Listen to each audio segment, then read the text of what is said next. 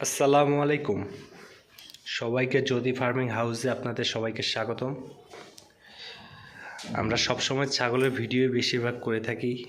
আমাদের নতুন ফার্মে কিছু গরু যোগ হয়েছে, এগুলো তাদেরই অংশ। এটার বয়স 4 মাস প্লাস সামথিং। এর মাকে আলাদা করে রাখা হয়েছে যাতে হিটে আসে, তার জন্য।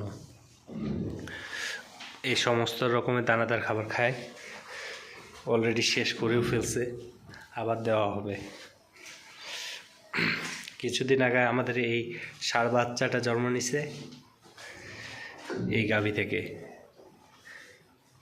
গাভীটা আমাদের অনেক বড়ই, দুধ আসে আল্লাহর রহমত দিলে 3 লিটার সামথিং, এর উপরে একটু 3 লিটারের উপরে। ষাঁড় বাছুর ভালো জাতেরই হয়েছে। এটা শাহিওয়াল এসিআই কোম্পানির SL 100% বাছুরের সার।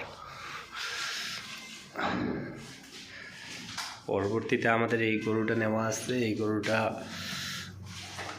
বয়স প্রায় 4 বছরের কাছাকাছি। অলরেডি আমরা 2টো বাছুর পাইছি, এটা থেকেও দুধ আসে। এটার বাছুর হইতেছে এটা মাঝখানেরটা বড়, এটাও শাহিওয়াল এসিআই কোম্পানির 100% বাছুর। এটা বাচ্চি, এটা মেয়ে বাছুর আর কি, বকনা বাছুর। আল্লাহর রহমতে এই বাছুরটা খামারের জন্য একসময় ভালো মা গরু হবে ইনশাল্লাহ। বাছুরটা সব দিক থেকে ভালো আছে, হাইট, উঁচা, লম্বা, সব অ্যাঙ্গেল থেকে অনেক বড়। সেটা থেকে এই বাছুরটাই বড়, কিন্তু ওটা একটু দুর্বল পড়ছিল, যার কারণে শুকাইছে। পরে আল্লাহর রহমতে ক্রিমি ডোজ দেওয়ার পরে, ডিওয়ার্মিং করার পরে আল্লাহর রহমতে এখন স্বাস্থ্য আবার ফিরতেছে। আল্লাহর রহমতে এই বাছুরটাও আমাদের মাশাআল্লাহ অনেক ভালো। পাশাপাশি এটা মাত্র 8 দিনের বাছুর। হয়তো কেউ বিশ্বাস করবে কিনা, বাট মাত্র 8 দিনের বাছুর, কেবল নাভি শুকাইতেছে। আমাদের আরও একটা গরুর ফার্ম আছে, যেখানে যে বাছুরটা একটু দুর্বল, সেই বাছুরের মাটাকে রাখা আছে। ওইখানে আরও 4টা গরু রাখা আছে। আল্লাহর রহমতে নতুন করে ফার্ম দিয়ে মোটামুটি ভালোই টিকতেছি। বেনিফিট এখনও বিক্রি গরুর থেকে করিনি। আল্লাহর রহমতে এই বাছুর যা হইতেছে, আল্লাহর সব কিছুই ভালোভাবে রাখলে একসময় অনেক কিছু হয়ে দাঁড়াবে। কিন্তু ইনশাল্লাহ এগুলো সব এক কথায় আমি প্রজনন হিসাবে ফার্ম করছি। এখানে দুধ, ডেয়ারি ফার্ম বা মাংসের জন্য এখনও ওই অ্যাবিলিটি করা হয়নি, বাট যতটুকু চেষ্টা করতেছি আল্লাহর রহমতে সম্পূর্ণটাই ঠিকঠাক হইতেছে। এছাড়াও ছাগলের ফার্ম আছে। কিছুদিন আগে একটা মুরগির ঘর তৈরি করলাম, সেখানে মুরগি, হাঁস রাখা যাবে প্রায় 300 পিসের মতো। বাচ্চা ব্রুডিংয়ের ব্যবস্থা করার চেষ্টা করতেছি।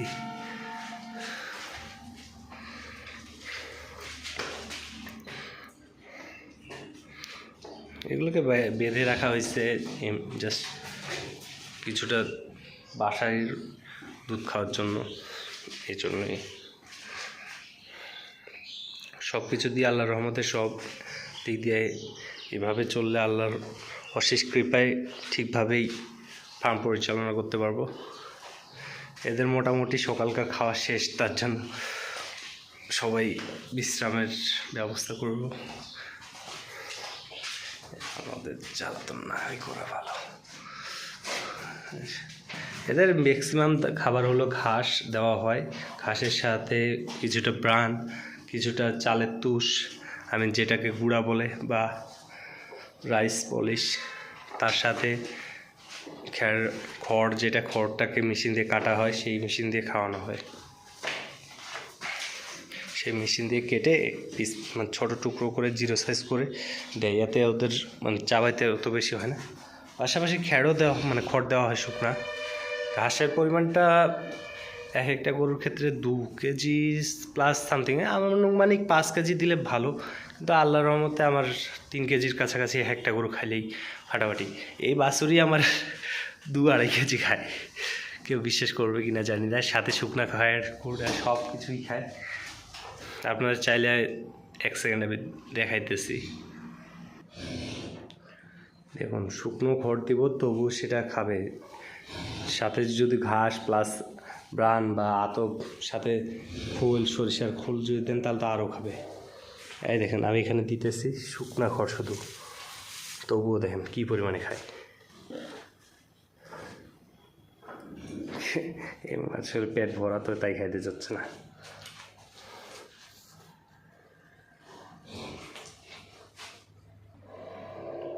আসলে শুকনো খড় কেন হুট করে খেতে চাইল না, বাট ও রেগুলারই খায়। এমনকি হলো ও হয়তো ঘাস খাওয়ার জন্য একটু পাগল হয়েছে এই ঘাসতেই। এবার দেখেন এগুলো মাকে দিলে আরও ভালো করে বেটার, সব খাবে। পাশাপাশি খোল দেওয়া হয় সাথে, যেটা খেয়ার বলি। আমাদের পর্যাপ্ত খাওয়ার জন্য আমি ব্যবস্থা রাখছি। এখানে ঘাস কাটে রাখা আছে, এখানে এই যে এই বস্তায় খেয়ার কুটো মানে খেয়ারের ছিল 0 সাইজ, প্লাস এখানে ব্রান রাখা আছে, গুঁড়া রাখা আছে, যে রাইস পলিশ রাখা আছে, এখানে রাইস পলিশ রাখা আছে। এই দেখুন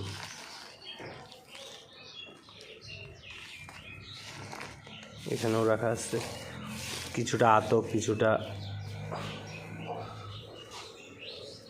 এগুলো সব বস্তায় রাখা আছে। পর্যাপ্ত খাওয়ার ওকে রাখা থাকে, ঘাস রাখা আছে, খেয়ার রাখা আছে, খড়। এই দেখেন ওরা 2 জনই খাইতে পাগল, ব্যস্ত হয়ে গেছে, কেউ কারো অংশে কম না। 2 জনে পর্যাপ্ত পরিমাণে খায়। সবশেষে আল্লাহর রহমতে আরেকটা ফার্ম আছে, সেটাও আপনাদের দেখানো হবে। এখানে আপাতত এই 5টা গরু, মানে 2টা বড় এবং 3টা বাছুর, ওইখানে 4টা বড় রাখা আছে। এর মাটাকে ওখানে রাখছে হিটে আসার জন্য, এক জায়গায় থাকলে আর কি হয় না। এর বয়স যেহেতু 4 মাস হয়েছে সেজন্য ওকে ছাড়ায় নিছে আর কি। সবশেষে আল্লাহর রহমতে আপনাদের দোয়া করবেন যেন আমি আরও ভালোভাবে ফার্ম ভালো করতে পারি এবং আপনাদের নিত্য নতুন সব রকম আপডেট যেন দিতে পারি। পাশাপাশি এর পরবর্তীতে খাওয়ার ভিডিও প্লাস বানানো সব কিছুই দেখাবো। সবাই ভালো থাকবেন। আসসালামু আলাইকুম।